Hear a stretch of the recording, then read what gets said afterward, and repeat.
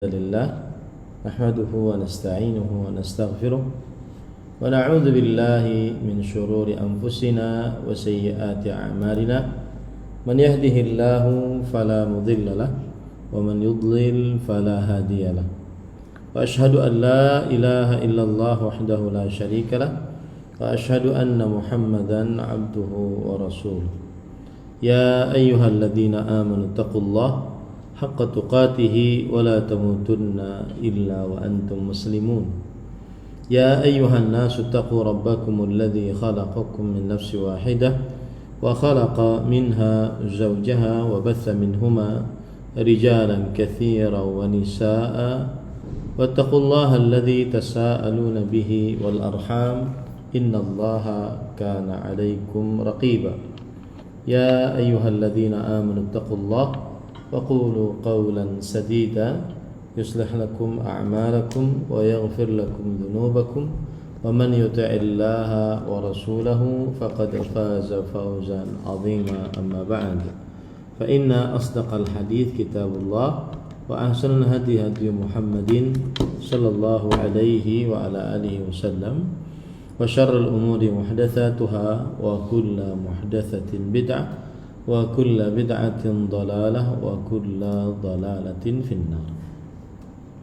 Alhamdulillah, kita bersyukur pada Allah Subhanahu wa taala pada hari ini, hari Kamis malam Jumat 16 Sya'ban 1444 Hijriah, kita dimudahkan oleh Allah Subhanahu wa taala untuk kembali duduk bersama mengkaji matan Nawaqidul Islam yang ditulis oleh Fadilatu Syekhul Islam Al-Imam Muhammad bin Abdul Wahhab rahimahullahu ta'ala.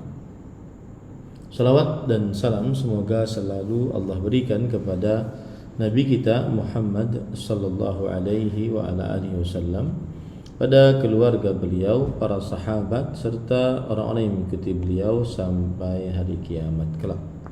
Dengan nama-nama Allah yang husna dan sifat-sifatnya yang ulia, kita berdoa, Allahumma inna nas'aluka ilman nafi'an wa rizqan tayyiban wa amalan mutaqabbala, Allahumma amin. Ahibati fillah, afanillah wa iyyakum, para jamaah Majelis Ta'lim Ittiba' Mengaji dan juga seluruh kaum muslimin yang mengikuti kajian ini dimanapun berada. Sebelumnya kita masih membicarakan tentang An-Naqidul Tsani, pembatal keislaman yang kedua. Qala al-Imam Muhammad ibn Abdul Wahhab rahimahullah, berkata Imam Muhammad bin Abdul Wahhab rahimahullah, man ja'ala bainahu wa bainallahi wasa'ita yad'uuhum wa yas'aluhum asy-syafa'ah wa yatawakkalu 'alaihim kafara ijma'an. Siapa saja yang menjadikan antara dirinya dengan Allah perantara-perantara, ia berdoa kepada perantara tersebut, ia meminta kepada perantara-perantara tersebut asy-syafa'ah, dan ia bertawakal kepada perantara-perantara tersebut, maka niscaya ia telah kafir dengan kesepakatan para ulama rahimahumullah ta'ala. Ahibati fillah, afanillah wa iyyakum.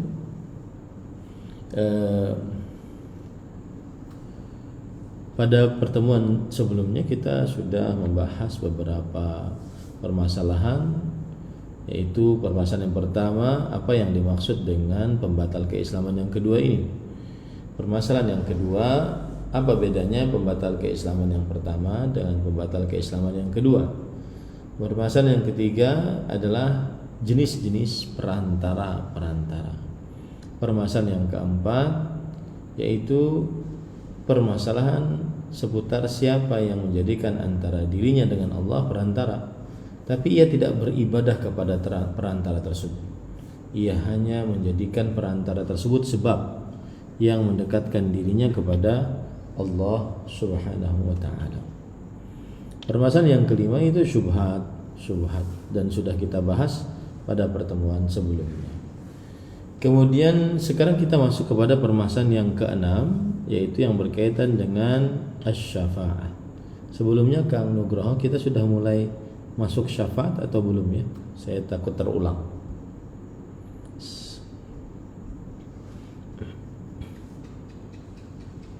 Syarat syafaat ya.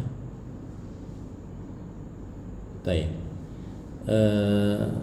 Sekarang kita masuk kepada amalan-amalan yang menghantarkan. Nah, ini permasalahan yang ketujuh ya. Masih berkaitan dengan syafaat, tetapi kita sudah masuk kepada permasalahan yang ketujuh. Amalan-amalan yang menghantarkan seseorang mendapatkan syafaat.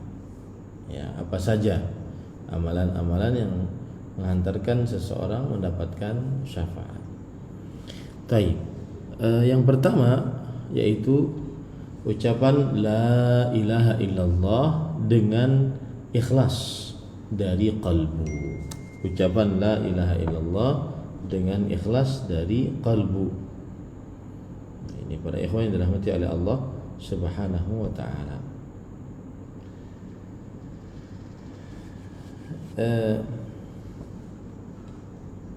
Dalil yang menunjukkan akan hal ini adalah hadis riwayat Imam Bukhari dari Abu Hurairah radhiyallahu anhu. Beliau berkata, aku berkata, ya Rasulullah, man as'adun nasi bi syafa'atika yaumal qiyamah. Wahai Rasulullah sallallahu alaihi wasallam, siapakah orang yang paling berbahagia di antara manusia mendapatkan syafaatmu pada hari kiamat? Maka Rasulullah sallallahu alaihi wasallam menjawab, "Dhanantu alla yas'alani an hadzal hadithi ahadun awwala minka lima ra'aitu hirsaka 'alal hadits." Aku telah mengira tidak ada yang bertanya kepadaku tentang hadis ini seorang pun lebih dahulu daripada engkau, karena aku melihat kegigihanmu dalam menimba hadis. As'adun nasi bi syafa'ati yaumil qiyamah man qala la ilaha illallah khalisan min qalbihi. Rawahu al-Bukhari wa Muslim. Manusia yang paling berbahagia mendapatkan syafaat kepada hari kiamat adalah orang-orang yang mengucapkan la ilaha illallah. La ilaha illallah dengan ikhlas dari hatinya. Dengan ikhlas dari hatinya. Ahibati fillah, afanillah wa iyyakum. Apa maksud dari hadis ini? Maksud dari hadis ini adalah Rasulullah sallallahu alaihi wasallam mengabarkan bahwa di antara manusia orang yang paling berbahagia mendapatkan syafaat Rasulullah sallallahu alaihi wasallam pada hari kiamat dialah orang yang mengucapkan la ilaha illallah ikhlas dari kalbunya. Dan maksud dari la ilaha illallah adalah la ma'budu bihaqqin illallah. Tidak ada zat yang diibadahi dengan hak kecuali Allah. Dan hendaknya dia selamat dari kesyirikan dan dari riya. Ya, ini yang dimaksud dari hadis Rasul sallallahu alaihi wasallam. Kemudian para ikhwan yang dirahmati oleh Allah, hadis ini terdapat berbagai macam pelajaran yang kita bisa ambil darinya. Di antara pelajaran yang sangat menarik dari hadis ini adalah al-hirs 'alal hadis.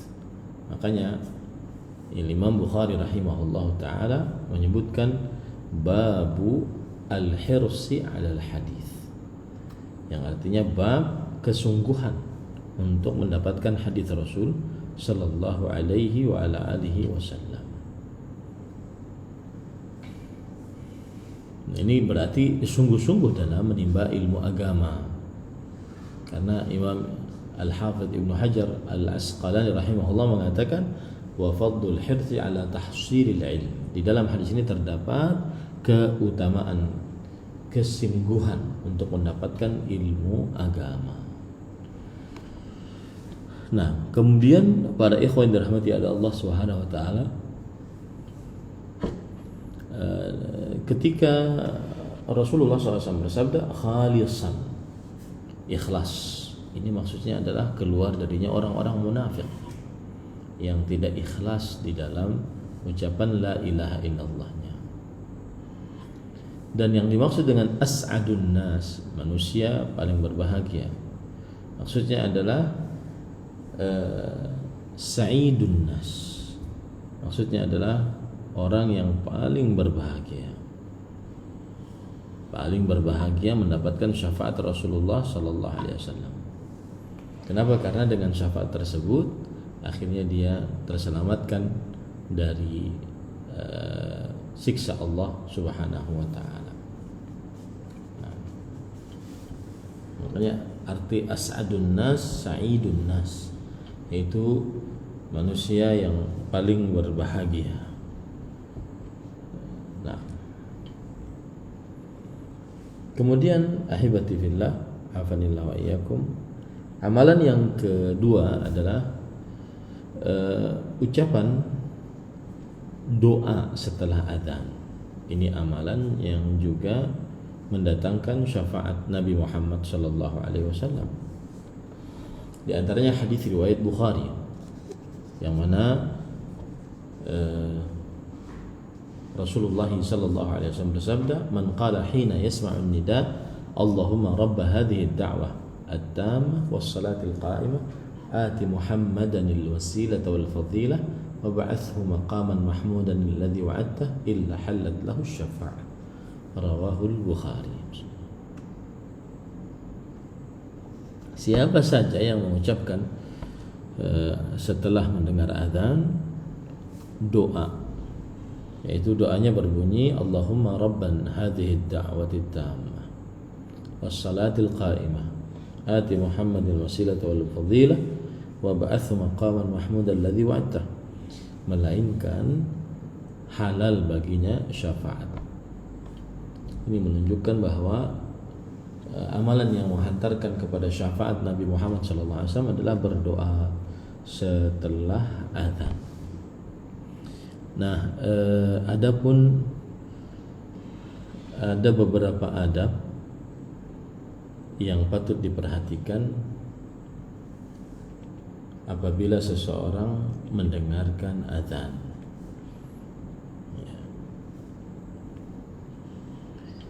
Kalau kita perhatikan ada beberapa adab. Adab yang pertama adalah seseorang mengucapkan apa yang diucapkan oleh muadzin. Karena Rasulullah sallallahu alaihi wasallam bersabda, "Idza sami'tumun nida faqulu kama yaqulul muadzin." Jika kalian mendengar orang yang memandangkan azan, maka ucapkanlah seperti yang diucapkan oleh orang yang memandangkan azan. Ini adab yang pertama ketika azan. Kemudian adab yang kedua ketika azan adalah bersolawat atas Rasulullah sallallahu alaihi wasallam. Sebagaimana hadis riwayat Muslim dari Abdullah bin Amr bin As radhiyallahu anhu, bahwa beliau mendengar Rasulullah sallallahu alaihi wasallam bersabda, "Idza sami'tumun nida faqulu mithla ma yaqul." Jika kalian mendengar azan, maka ucapkanlah seperti apa yang diucapkan oleh orang yang mengumandangkan azan. "Tsumma shallu 'alayya fa inna salatakum fa innahu man shalla 'alayya salatan sallallahu alaihi biha 'ashra thumma sallallaha liyal wasilah." Kemudian bersalawatlah atasku, karena sesungguhnya siapa yang bersalawat atasku satu salawat, maka Allah akan memujinya dengan 10 kali pujian. Ini yang kedua. Yang ketiga adalah memohon al-wasilah untuk Nabi Muhammad sallallahu alaihi wasallam. Karena dalam hadis yang sama Rasulullah SAW bersabda, "Tsumma sallallahu liyal wasilah fa innaha manzilatun fil jannah." la tanbaghi illa li'abdin min ibadillah wa arju an akuna ana huwa faman sa'ala liyal wasilata halat lahu syafa'ah. Yang artinya, kemudian mintalah oleh kalian kepada Allah Subhanahu wa taala untukku al-wasilah. Sesungguhnya ia adalah kedudukan di dalam surga. Tidak pantas untuk seorang hamba kecuali dari tidak pantas kecuali untuk seorang hamba dari hamba-hamba Allah Subhanahu wa taala. Dan aku berharap akulah orangnya. Maka siapa yang memohon kepadaku al-wasilah, maka halal untuk saya ulangi, siapa yang memohon untukku al-wasilah, maka halal baginya asy-syafa'ah. Kemudian itu tadi yang ketiga ya. Jadi yang pertama mengucapkan seperti yang diucapkan oleh penulis, yang muadzin. Yang kedua bersalawat atas Rasul sallallahu alaihi wasallam. Yang ketiga meminta al-wasilah untuk Rasulullah sallallahu alaihi wasallam kepada Allah Subhanahu wa taala. Kemudian yang keempat adalah mengucapkan doa setelah dikumandangkan azan. Bagaimana sudah kita bahas tadi, doa. Kemudian yang kelima adalah mengucapkan kalimat syahadat dan juga mengucapkan kalimat keridhaan. Sebagaimana hadis riwayat Imam Muslim dari Sa'ad bin Abi Waqqas radhiyallahu an, bahwa Rasulullah sallallahu alaihi wasallam bersabda, "Man qala hina yasma'ul muadzina asyhadu an la ilaha illallah wahdahu la syarika lah wa anna Muhammadan abduhu wa rasuluh raditu billahi rabba wa bi Muhammadin rasulah wa bil islami dina ghufira lahu dhanbuh."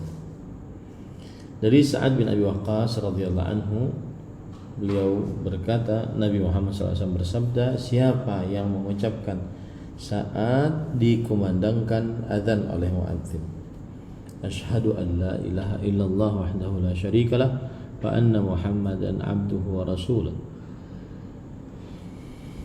kemudian mengucapkan raditu billahi rabba wa bi Muhammadin nabiyya rasula wa bil islami dina ghufira lahu dhanbuh, maka niscaya dosanya diampuni. Nah, ini yang kelima ya.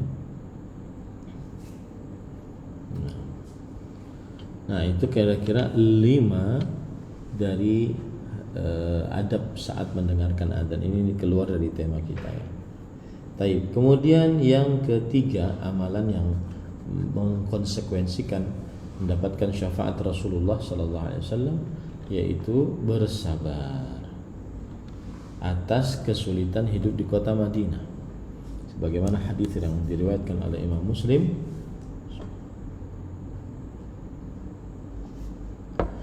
dari Sa'ad bin Abi Waqqas radhiyallahu an, bahwa Rasulullah sallallahu alaihi wasallam bersabda, la yathbutu ahadun ala la'wa'il Madinah wa jad biha illa kuntu lahu syafi'an aw syahidan yaumal qiyamah.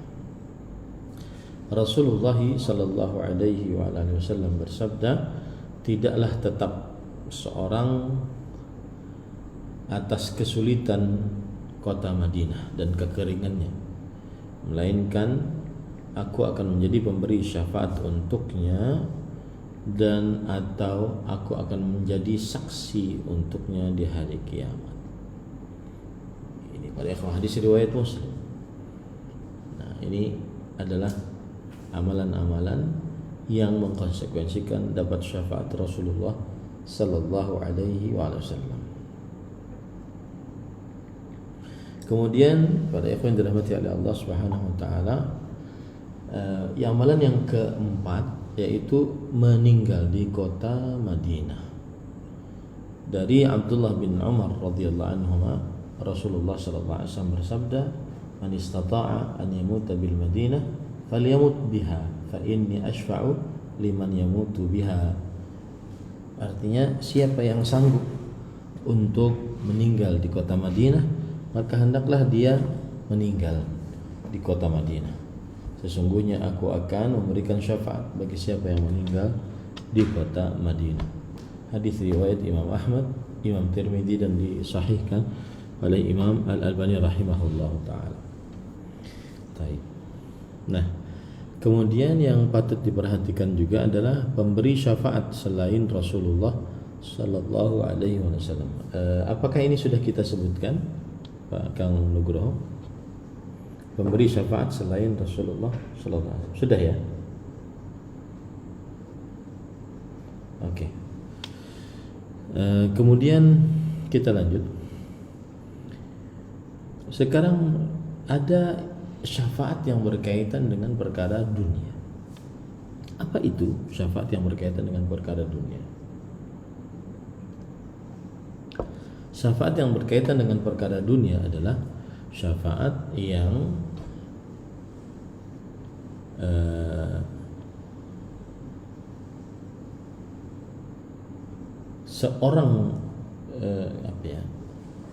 seorang hamba mengerjakan syafaat tersebut untuk mendapatkan harta atau bisa menikah atau mendapatkan manfaat apapun. Ya, maksudnya ada yang memberi rekomendasi. Ada yang memberi rekomendasi. Berkata Imam Asy-Syaukani rahimahullah, wa amma at-tashaffu'u bil makhluq fala khilafa bainal muslimin annahu yajuzu ka talabi syafa' bainal makhluqain fima yaqdiruna alaihi min umuri dunya. Adapun pemberian rekomendasi dengan seorang makhluk atau mencari rekomendasi dengan adanya seorang makhluk, maka tidak ada khilaf di antara kaum muslimin bahwa itu adalah diperbolehkan. Seperti misalkan meminta syafaat dari sesama makhluk di dalam perkara yang disanggupi oleh mereka, dari perkara-perkara dunia, Nah, syafaat dunia ini tidak mengapa ya dilakukan karena dia berkaitan dengan perantara saja. Syafaat dunia ini tidak mengapa dilakukan karena dia berkaitan dengan perantara. Tapi harus ada syaratnya. Syarat yang pertama adalah an takuna fi syai'in mubah. Syafaat itu terjadi pada sesuatu yang mubah.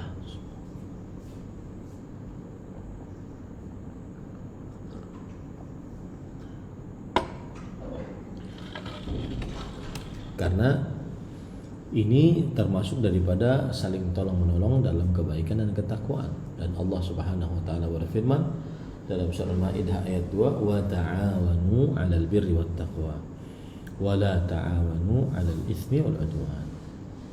Yang artinya, dan tolong menolonglah dalam kebaikan dan ketakwaan, dan janganlah kalian tolong menolong dalam dosa dan permusuhan. Nah, ini dalam kebaikan dan ketakwaan boleh.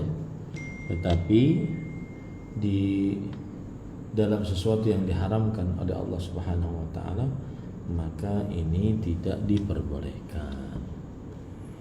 Contoh misalkan ya, seseorang memberikan syafaat kepada orang lain. Orang lain tersebut sebenarnya sudah dihukumi hukuman had dari hukuman-hukuman Allah Subhanahu wa taala. Akhirnya gara-gara syafaat orang lain tersebut, hukuman hadnya tidak dilaksanakan. Orang tersebut datang ke hakim, melobi hakim, ya, maka pada saat ini dia berarti sudah melakukan tolong menolong di dalam dosa dan permusuhan. Contoh dalam hadis misalkan riwayat Bukhari, Aisyah radhiyallahu anha bercerita anna Quraisyan ahammathumul mar'atul makhzumiyah allati saraqat, bahwa orang-orang Quraisy merasa berat pembicaraan di antara orang-orang Quraisy adalah seorang perempuan dari daerah Makhzum yang telah mencuri. Kemudian orang-orang Quraisy ini mengatakan, faqalu man yukallimu fiha Rasulullah sallallahu alaihi wasallam wa man yazdari'u alaihi illa Usama hibbu Rasulillah sallallahu alaihi wasallam. Kata para sahabat waktu itu, Atas kejadian ini, siapa yang berani berbicara di dalamnya kepada Rasulullah sallallahu alaihi wasallam?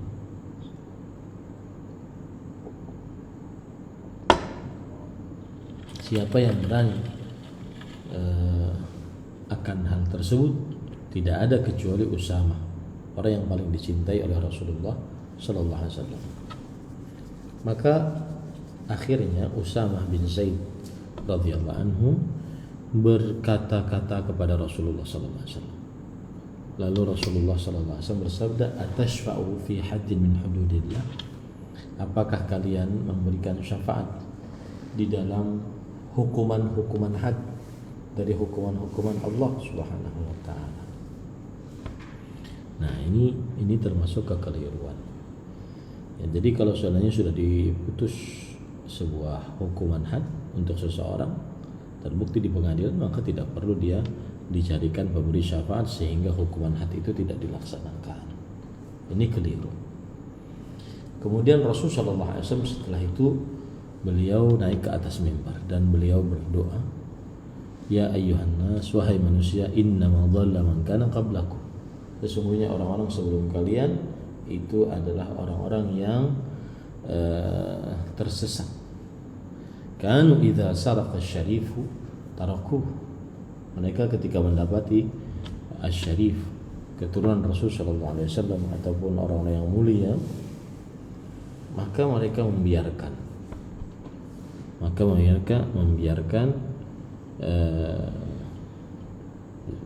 si pencuri tersebut karena memiliki kedudukan yang tinggi.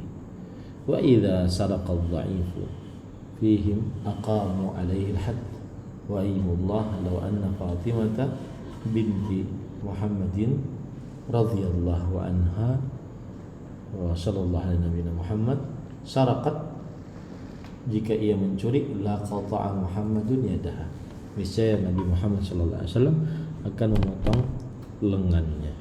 Hadis riwayat Bukhari. Nah, ini syarat yang pertama, yaitu ketika sudah ingin bergaul. Syarat yang kedua, alla yakuna fiha ta'addi wa tajawuz wa dhulm li unasin akharin. Syarat yang ketiga adalah yaitu hendaknya tidak di dalam sesuatu yang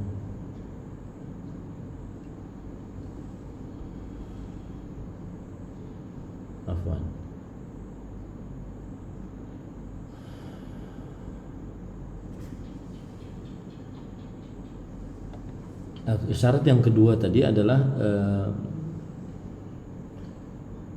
tidak ada di dalamnya pelampauan batas, terlalu berlebih-lebihan, menzalimi manusia dan semisalnya. Rasulullah sallallahu alaihi wasallam bersabda, "Ishfa'u fatu'jaru wa liyaqdillahu ala lisani rasulih ma syaa." Yang artinya, berilah kalian syafaat, maka kalian akan memberikan pahala. Dan Allah Subhanahu wa taala menutup lisan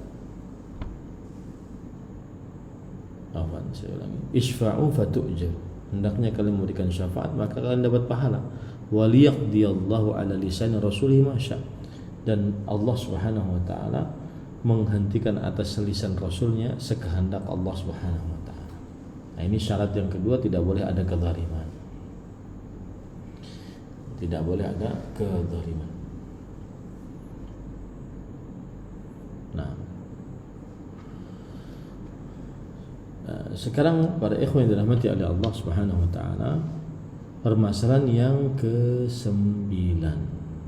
Jadi yang ke-8 tadi adalah syafaat yang berkaitan dengan dunia, yang ke-9 syafaat yang ada dalam Al-Qur'an dan Sunnah dibagi menjadi dua bagian. Yang pertama, syafa'atun manfiyah, syafaat yang tertolak. Dia adalah syafaat yang diminta dari selain Allah dalam perkara yang tidak disanggupi atasnya kecuali Allah Subhanahu wa taala. Dan ini ialah syafaat mardudah yang ditolak. Allah Subhanahu wa taala meniadakannya dan Allah Subhanahu wa taala membatalkannya. Dan ayat yang menunjukkan akan hal ini adalah surat Al-Mudaththir ayat 48. Fama tanfa'uhum syafa'atus syafi'in. Maka tidak bermanfaat untuk mereka syafaatnya orang-orang yang memberi syafaat. Begitu juga dalam surat Asy-Syu'ara ayat 100 sampai 101. Fama lana min syafi'in. Yang artinya maka kita tidak memiliki pemberi syafaat. Wala sadiqin hamim, tidak juga memiliki teman yang dekat. Nah, kemudian yang kedua, syafaatun muthbatah, syafaat yang tetap. Dia adalah syafaat yang diminta dari Allah semata dan Allah Subhanahu wa taala telah mengizinkannya untuk dirinya dan untuk orang-orang yang beriman yang bertauhid secara khusus. Nah, ini para ikhwah. Inilah pembagian syafaat berdasarkan Al-Quran dan hadis Rasul Sallallahu Alaihi Wasallam. Nah, baik. Sekarang kita masuk kepada perkataan penulis wa yatawakkalu alaihim. Wa yatawakkalu alaihim. Dan orang yang menjadikan antara dirinya dengan Allah Subhanahu wa taala perantara-perantara, ia bertawakal atas perantara-perantara tersebut. Nah, tawakal secara bahasa izharul ajzi wal i'timad 'alal ghair. Memperlihatkan kelemahan dan bersandar terhadap orang lain. Memperlihatkan kelemahan dan bersandar terhadap orang lain. Adapun syarat atau secara istilah syariat maksud saya al-i'timadu 'ala Allah subhanahu fi husulil matlub wa daf'il makruh ma'a thiqati bihi wa fi'lil masbab al-ma'dzuni fiha, yaitu bersandar kepada Allah Subhanahu wa taala dalam perihal mendapatkan yang dicari atau menahan yang dibenci, yang tidak disukai, disertai dengan kepercayaan penuh kepada Allah Subhanahu wa taala dan disertai dengan perbuatan sebab-sebab yang diizinkan. Nah, jadi bersandar kepada Allah Subhanahu wa taala untuk mendapatkan apa yang dicari dan menahan apa yang tidak disukai, disertai dengan sikap percaya kepada Allah dan mengerjakan sebab-sebab yang diizinkan oleh syariat. Nah, termasuk daripada pembatal keislaman adalah bertawakal kepada selain Allah Subhanahu wa taala. Maka barang siapa yang menjadikan kebanyakan penyandarannya kepada sebab, maka berkurang tawakalnya kepada Allah Subhanahu wa taala. Siapa yang menjadikan kebanyakan pendarannya kepada sebab, maka berkurang tawakal kepada Allah Subhanahu wa taala. Dan dia menjadi orang yang memburukkan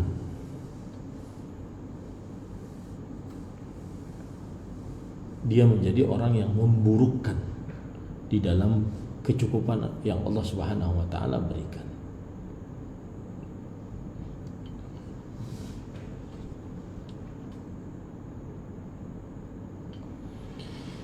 Dia menjadikan sebab adalah yang bisa terjadinya sesuatu. Dia menjadikan sebab adalah yang bisa terjadinya sesuatu.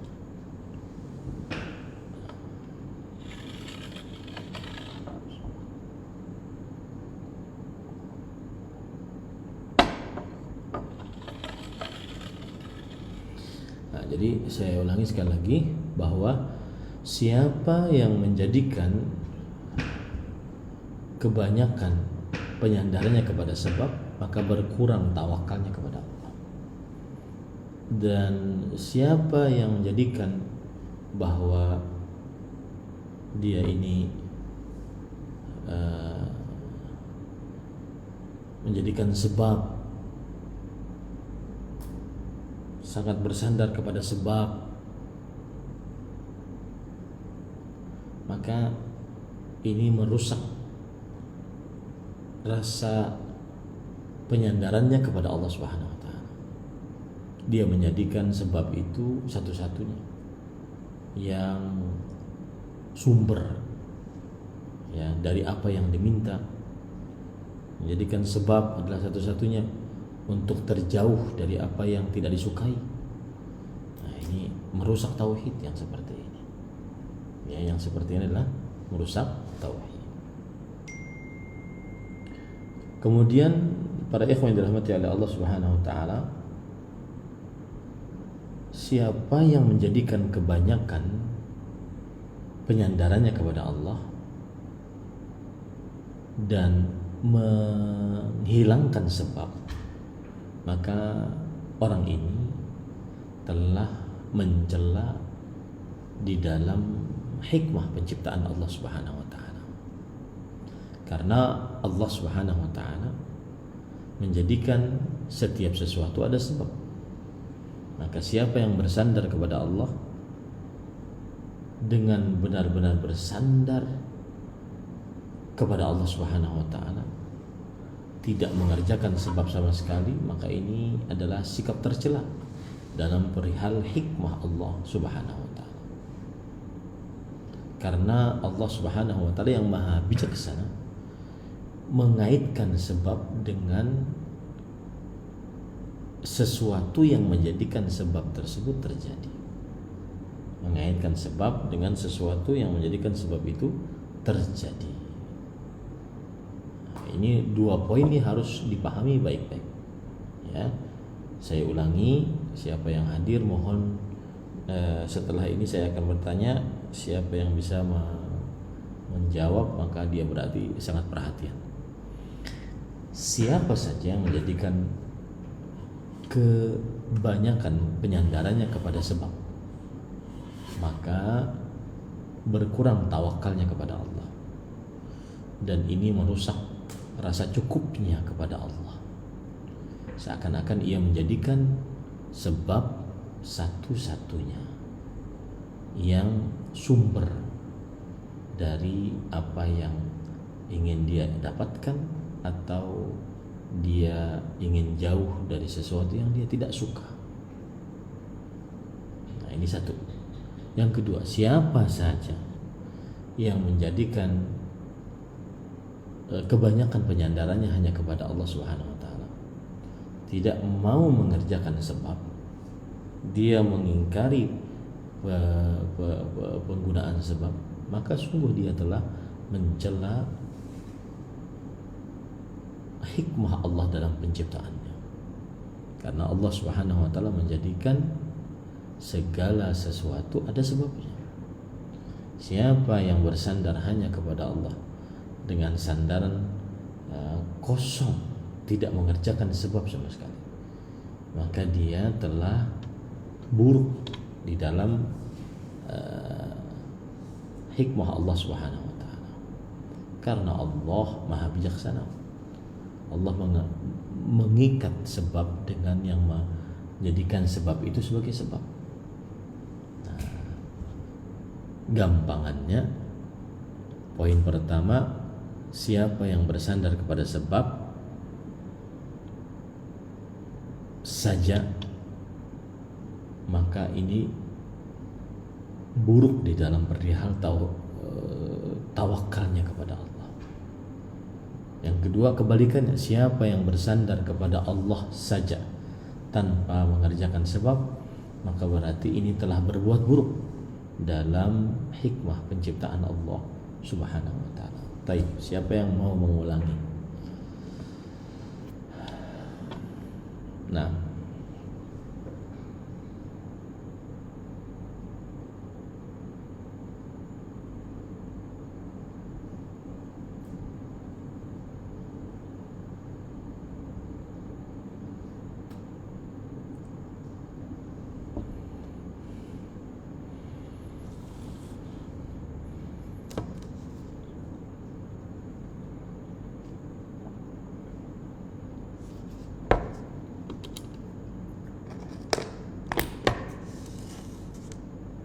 Assalamualaikum.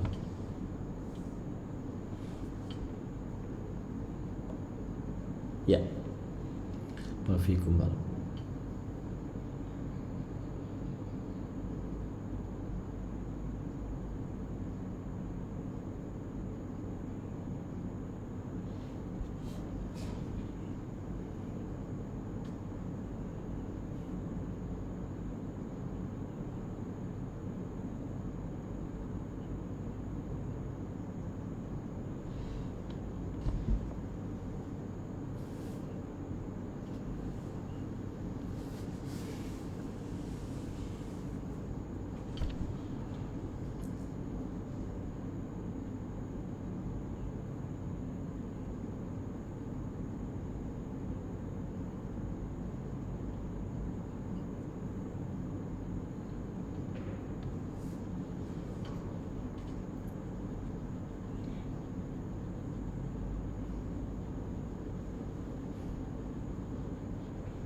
Nah, taib, ahsanta. Waalaikumsalam warahmatullahi wabarakatuh. Jazakumullahu khairan. Bagus jawabannya. Taib, berarti bisa dimaklumi ya. Dan itu adalah perkataan Imam Ibnu Utsaimin rahimahullah taala. Kemudian mari kita baca perkataan Syekhul Islam Ibnu Taimiyah rahimahullah tentang tawakal. Ini sangat menarik di dalam kitab Majmu'ul Fatawa. Beliau mengatakan, "Wa ma'a ilmil mu'min anna Allah rabbu kulli syai' wa maliku." Orang beriman benar-benar meyakini bahwa Allah Subhanahu wa taala adalah raja segala sesuatu. Fa innahu la yunkiru ma khalaqahu Allahu minal asbab. Meskipun demikian, orang beriman tidak mengingkari apa yang Allah telah ciptakan dari sebab-sebab. Jadi gini, kita orang beriman meyakini Allah Maha Pencipta, Maha Pengatur, Maha Berkuasa atas segala sesuatu. Satu-satunya tiada sekutu bagi Allah. Tetapi kita tidak mengingkari ada sebab yang Allah ciptakan. Kama ja'alal matara sababan li'inbatin nabat. Seperti Allah menjadikan hujan sebab untuk menumbuhkan tumbuhan. Allah berfirman dalam surah Al-Baqarah ayat 164, "Wa ma anzalallahu minas sama'i min ma'in fa ahya bil arda ba'da mautiha wa batha fiha min kulli dabbah." Dan apa saja yang Allah Subhanahu wa taala turunkan dari langit berupa air, lalu Allah menumbuhkan dengannya bumi setelah kematiannya dan menumbuhkan di dalamnya binatang dari setiap binatang-binatang. Wa kama ja'ala asy-syamsa wal qamara sababan lima yakhluquhu bihima. Sebagaimana Allah Subhanahu wa taala menjadikan matahari dan bulan sebagai sebab untuk apa yang Allah Subhanahu wa taala ciptakan dengan keduanya.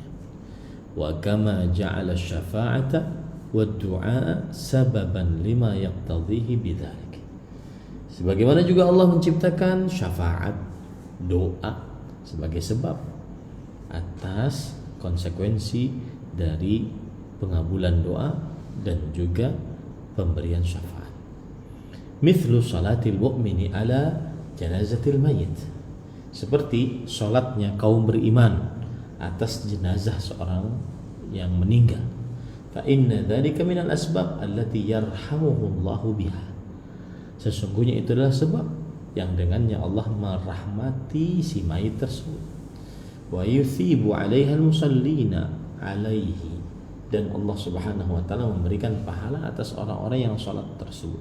Lakin yanbaghi an yu'rafa fil asbabi thalathatu umur.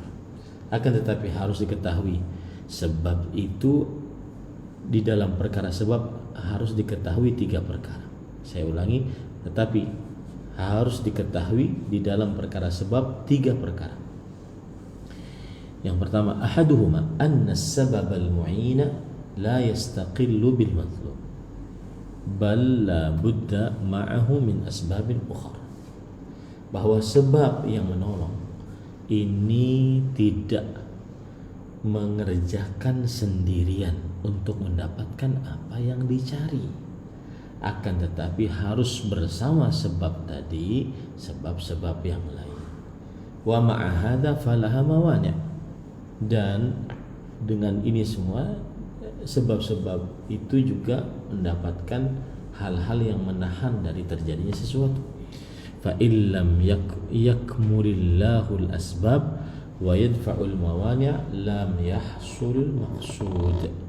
Jika Allah tidak menyempurnakan sebab dan tidak dihilangkan hal-hal yang menahan dari terjadinya sesuatu tersebut, maka tidak akan terjadi sesuatu yang diinginkan. Wa huwa subhanahu ma syaa kan wa illam yasha'in nas wa ma sya'an nas la yakunu illa an yasha Allah. Karena Allah yang maha suci, apabila menghendaki sesuatu akan terjadi meskipun orang-orang tidak menghendakinya. Dan apabila orang-orang menghendakinya tidak, dan apabila orang-orang tidak menghendakinya maka tidak terjadi kecuali jika Allah menghendakinya. Nah, ini patut diperhatikan poin pertama. Sebab tidak berdiri sendiri, tetapi harus ada dengan sebab yang lain.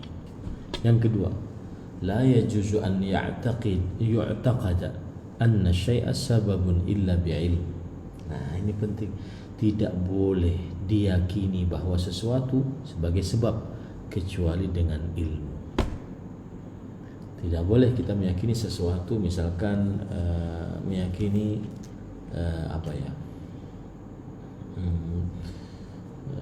sesuatu, ya, meyakini sesuatu apapun itu.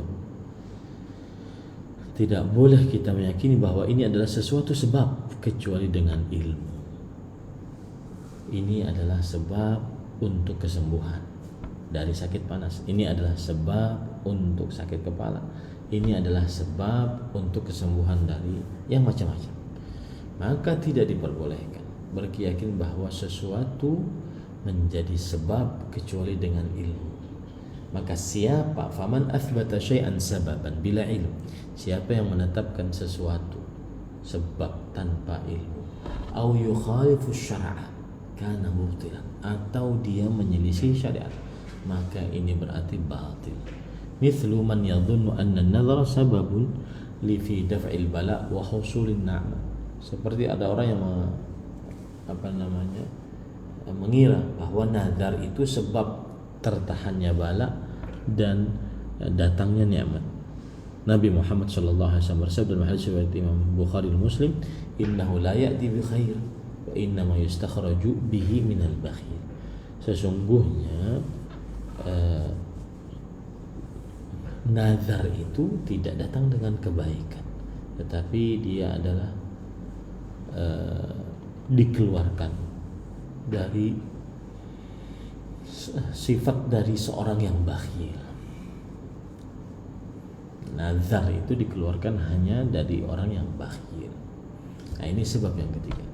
Tidak diperbolehkan diyakini bahwa sesuatu adalah sebab kecuali dengan ilmu. Ya, ini pahami baik-baik. Yang ketiga, annal a'mal ad-diniyah la yajuzu an yattakhidha minha syai'un sababan, an yuttakhadha minha syai'un sababan. Bahwa amalan-amalan agama tidak diperbolehkan untuk dijadikan darinya sesuatu sebagai sebab, illa an takuna masyru'an, kecuali itu adalah disyariatkan. Fa innal ibadat mabnaha 'ala at-tawqif. Sesungguhnya ibadah-ibadah itu pokoknya adalah tauqif, yaitu diam sebelum ada dalil. Fala yajuzul insan an yusyrika billah fayadu ghairah. Tidak boleh seorang manusia mensyirikkan Allah dan berdoa kepada selain Allah. Wa in dhanna anna dhalika sababun fi husuli ba'd aghradihi wa kadzalika la ya'budu Allah bil bid'ah al mukhalifah lisyari'ah. Wa in dhanna dhalik fa inna asyayatin qad tu'inu al-insan ala ba'd maqasidi idza asyrak. Perhatikan baik-baik. Maka tidak boleh seorang manusia untuk mensyirikkan Allah, berdoa kepada selain Allah. meskipun dia mengira bahwa itu adalah sebab untuk mendapatkan sebagian dari yang diinginkan. Demikian pula Allah tidak diibadahi dengan bid'ah yang menyelisih syariat meskipun ia mengira akan hal tersebut. Fa inna syayatina qad tu'inul insan ala ba'dhi maqasidihi da'asyar. Karena sesungguhnya syaitan-syaitan telah menolong manusia untuk mendapatkan apa yang dia inginkan meskipun dia mensyirikkan Allah. Wa qad yahsulu bil kufri wal fusuqi wal isyan ba'dha aghradil insan. Dan sungguh ia telah mendapatkan kekufuran, kefasikan dan juga kemaksiatan dari sebagian manusia. Fala yahillu lahu dzalik idzil mafsadah al-hasilah bidzalik a'zamu min al-masalah al-hasilah bihi. Maka tidak boleh dia melakukan hal sebab tersebut karena kerusakan yang dihasilkan dari itu lebih besar daripada kebaikan yang dia hasilkan. Idzir Rasul sallallahu alaihi wasallam bu'itsa bi tahsil masalih. Lihat Rasulullah sallallahu alaihi wasallam diutus dengan mengerjakan hal-hal yang baik-baik, wa takmiliha wa ta'tili al-mafasid wa taqliliha. Ya. Kemudian memperbaiki yang rusak-rusak, meminimalisir yang rusak-rusak. Fama amara Allah bihi famaslahatuhu rajih. Maka apa saja yang diperintahkan oleh Allah maka berarti itu kebaikannya benar-benar baik. Wa ma naha anhu mafsaduhu rajih. Dan apa saja yang dilarang maka kerusakannya adalah yang benar-benar terjadi. Nah, ini poin yang ketiga. Ini poinnya apa? Maksudnya adalah tidak boleh amalan agama dijadikan sebagai sebab kecuali apabila disyariatkan. Tidak boleh. Jadi Syekhul Islam Taimiyah rahimahullah mengatakan ada 3 hal yang harus diperhatikan saat berkaitan dengan sebab.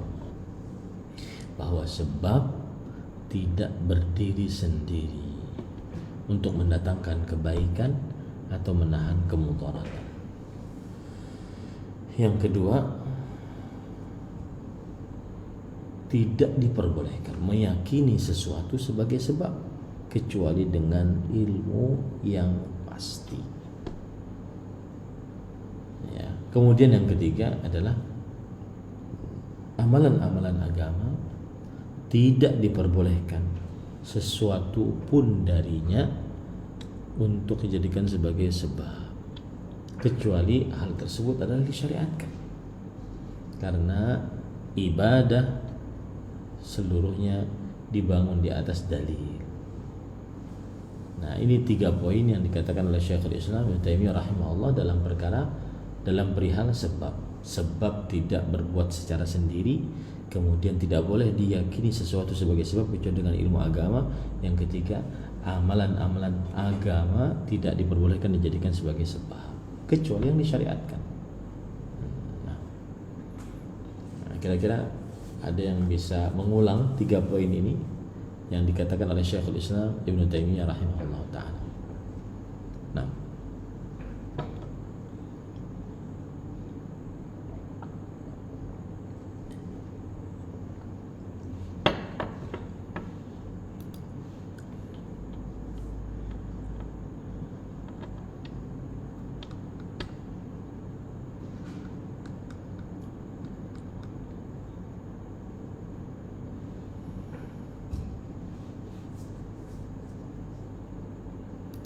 Waalaikumsalam warahmatullahi wabarakatuh. Baik.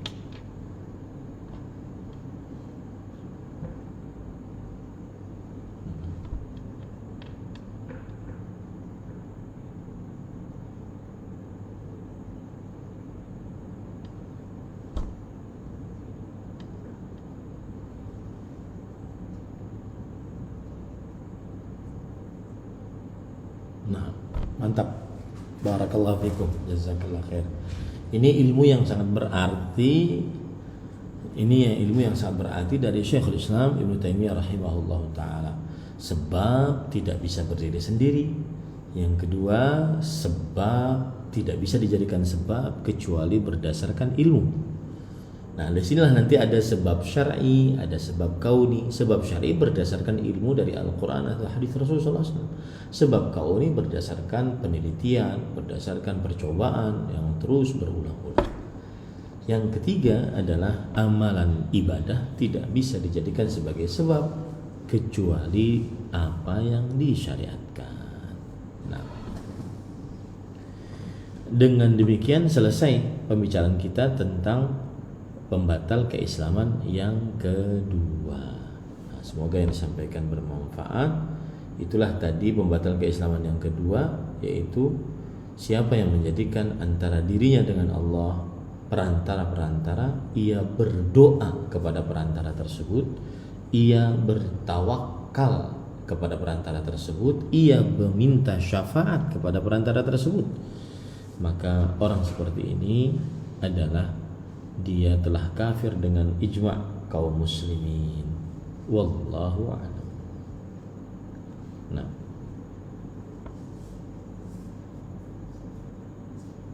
silakan.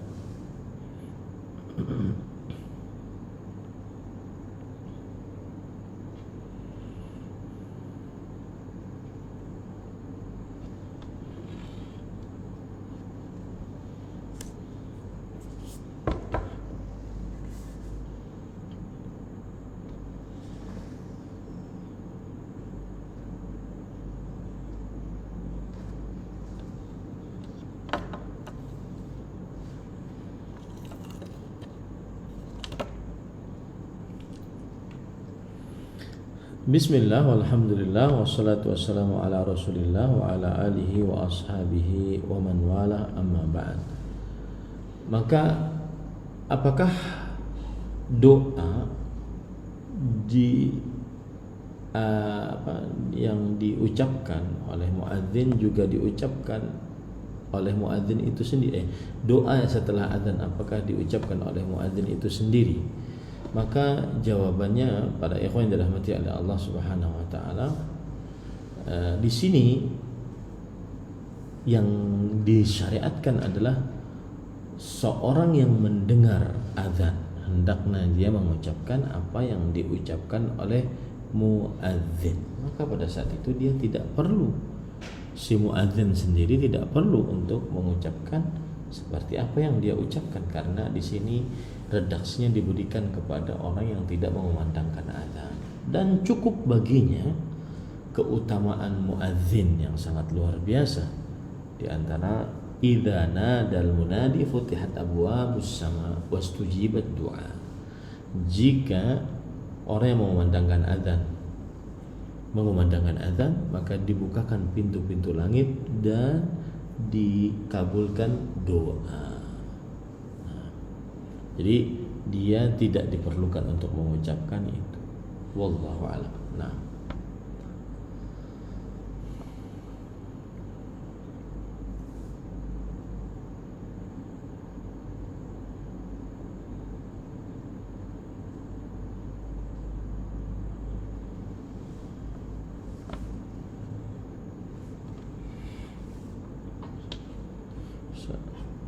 Assalamualaikum.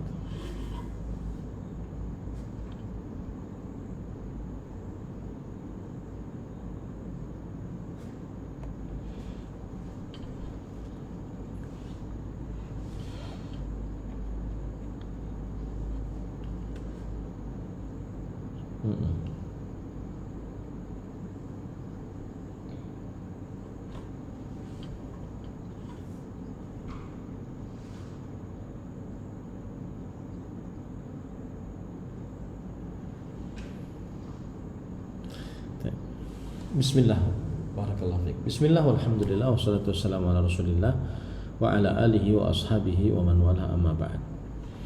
Apabila ia sudah terbukti dengan pembuktian yang begitu nyata, terang bagai matahari siang bolong, bahwa dia adalah musyrik kafir, maka pada saat itu dia tidak dimandikan, tidak dikafani, tidak disolati, tidak dikuburkan sebagaimana kaum muslimin layaknya.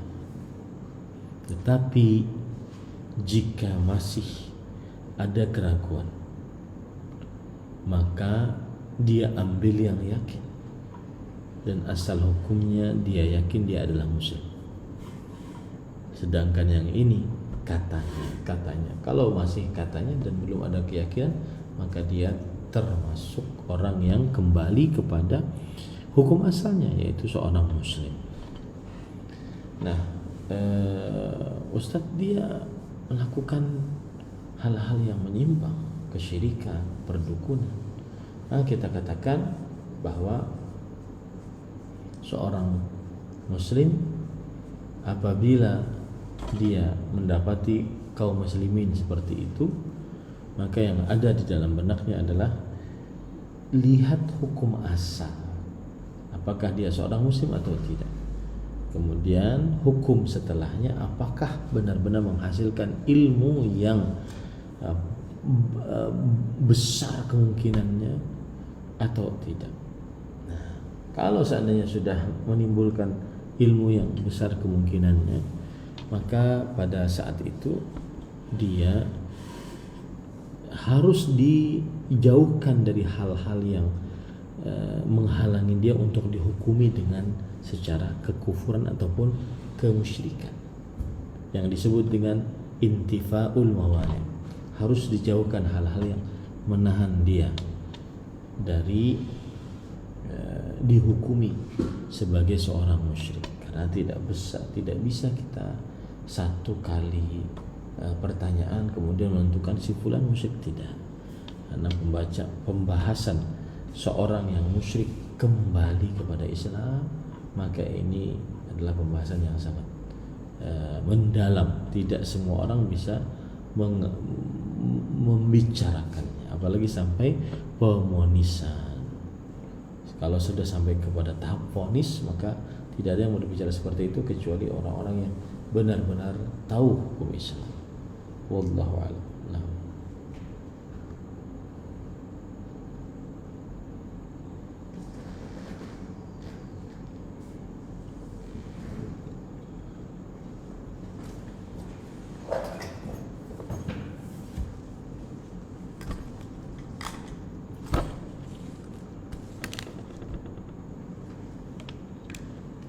Waalaikumsalam warahmatullahi wabarakatuh.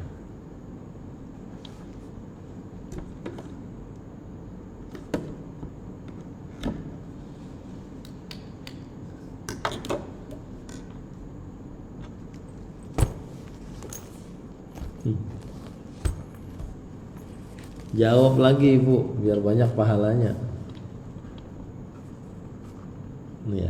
Kenapa demikian Ibu? Karena kan hadisnya umum, idza sami'tumul muadzin. Jika kalian mendengar orang yang memandangkan azan. Ini tidak terfokus hanya pada satu masjid.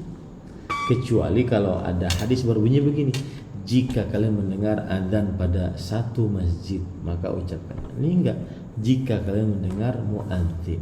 Nah, dengan catatan yang azan itu benar-benar live, langsung. Adapun rekaman, nah ini tidak dijawab, ya.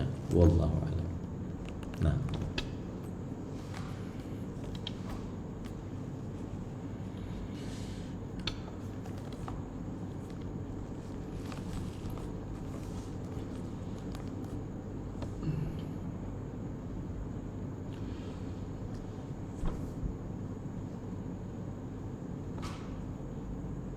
Waalaikumsalam warahmatullahi wabarakatuh.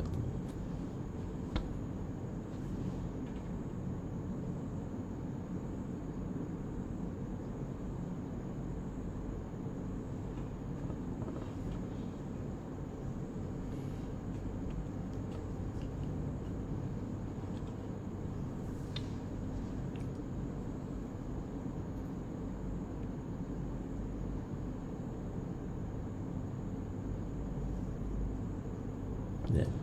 Bismillah, walhamdulillah, wassalatu wassalamu ala rasulillah wa ala alihi wa sahbihi wa man wala, amma ba'd. Sebenarnya yang paling utama adalah dia berobat. Entah dia berobat dengan obat yang sebab syar'i atau obat yang sebab kauni. Dia berobat. Karena itu hukumnya adalah sangat dianjurkan. Rasulullah SAW bersabda, tadawaw ya ibadallah, wala tadawaw biharam. Berobatlah wahai hamba-hamba Allah, sesungguhnya Allah tidak menurunkan penyakit kecuali ada obatnya, dan janganlah kalian berobat dengan sesuatu yang diharamkan. Maka pada saat itu hendaknya dia berobat. Nah, nanti obatnya ini apakah obat yang sebab syar'i seperti madu, seperti ruqyah, bacaan Quran, seperti doa, seperti kurma ajwa dan seterusnya, maka ini tidak mengapa. Wallahu a'lam. Nah.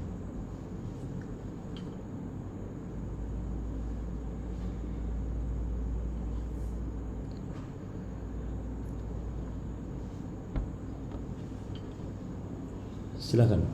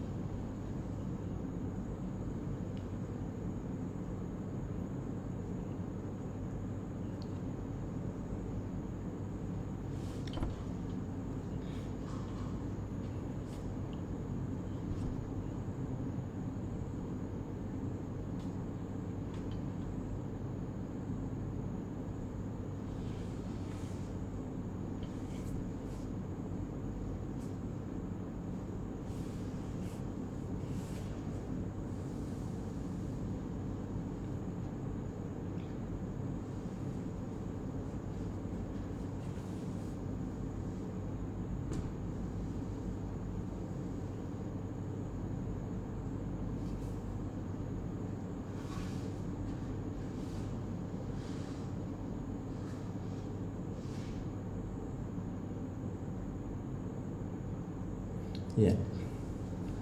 Bismillah, walhamdulillah, wassalatu wassalamu ala rasulillah wa ala alihi wa sahbihi wa mala, amma ba'd. Inilah asiknya belajar kalau bersama orang yang paham. Akhirnya dia bisa mengaitkan satu dengan yang lainnya. Betul itu. Siapa yang menjadikan kebanyakan penyandarannya kepada sebab, maka berarti dia kurang bersandar kepada Allah dan bisa masuk kepada jurang qadariyah yang mengatakan bahwa perbuatan makhluk adalah perbuatan makhluk dan tidak ada andil ciptaan Allah, kuasa Allah atasnya. Nah, ini sama seperti yang menjadikan kebanyakan sandarannya kepada sebab dan tidak mau bersandar kepada Allah.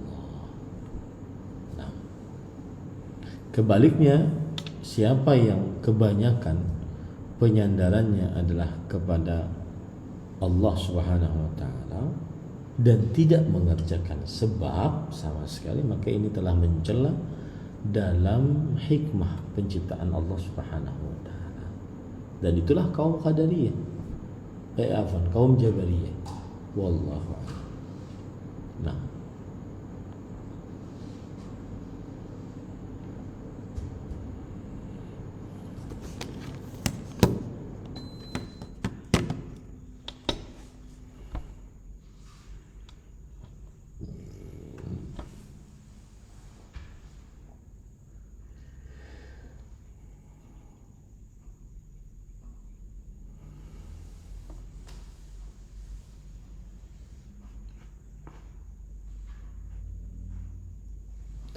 bismillah, walhamdulillah, wassalatu wassalamu ala rasulillah wa ala alihi wa sahbihi wa wala, amma ba'd.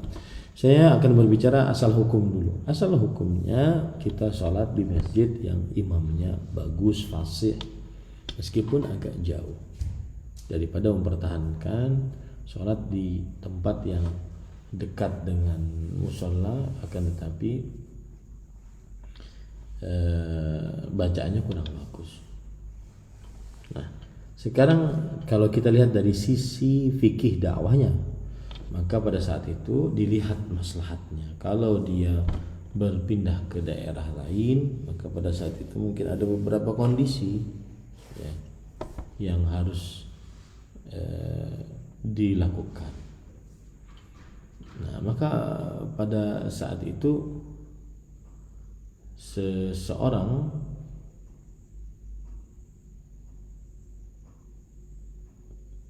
dia mengerjakan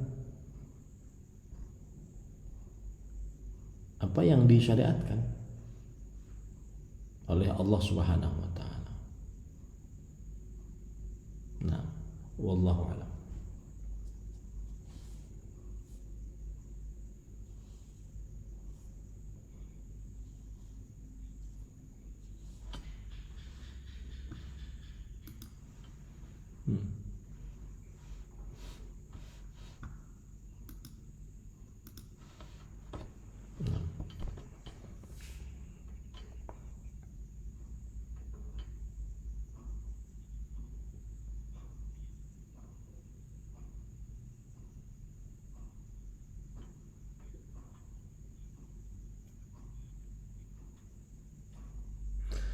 Dua-duanya berdasarkan Al-Quran dan Hadis atau berdasarkan penelitian.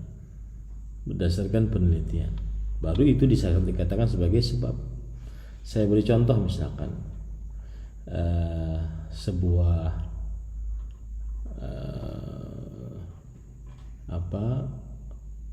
sebuah lukisan bisa menjadi sebab untuk menahan bahaya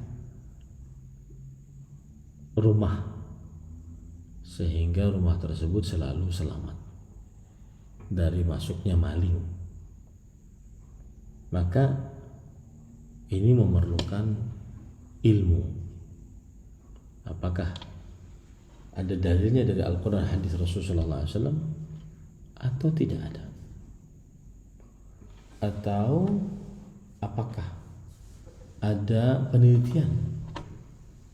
Jika ada, maka seberapa besar validnya penelitian tersebut? Maka jika setelah diteliti bisa dijadikan sebab, maka berhak untuk menjadikan sebab dan tidak mengapa atasnya menjadikan sesuatu yang sudah di atas ilmu tadi menjadi sebab. Nah, itu maksudnya, wallahu a'lam.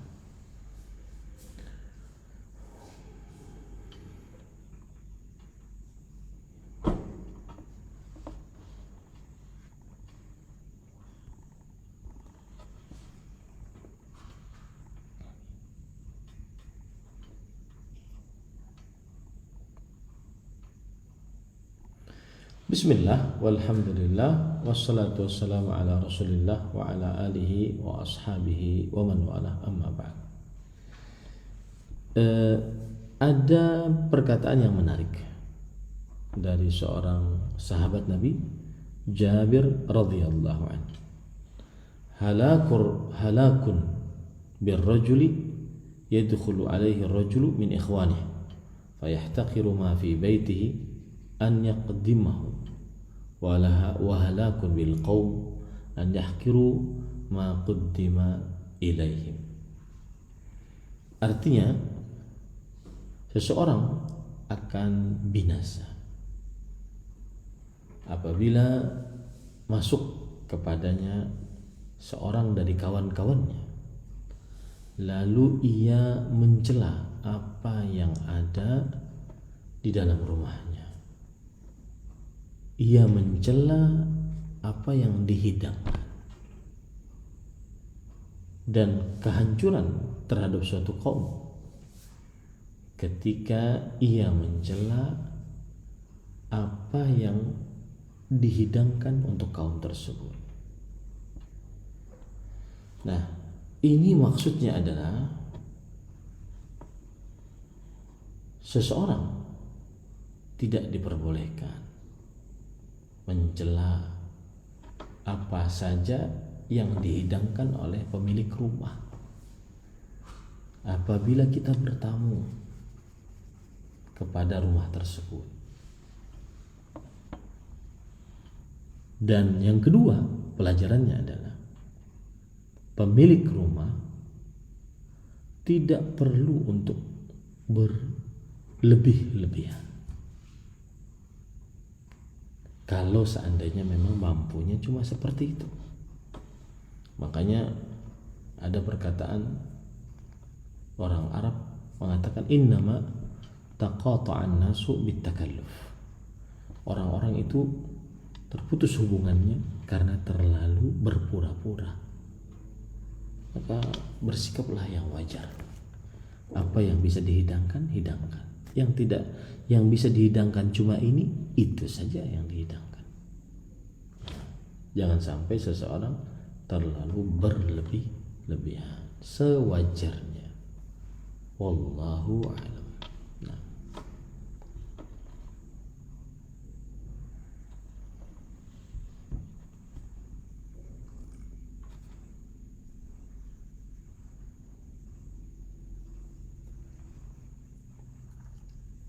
Amin.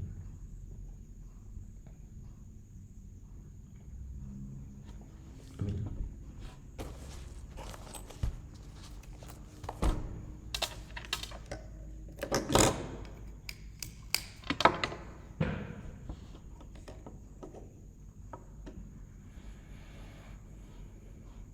Waalaikumsalam.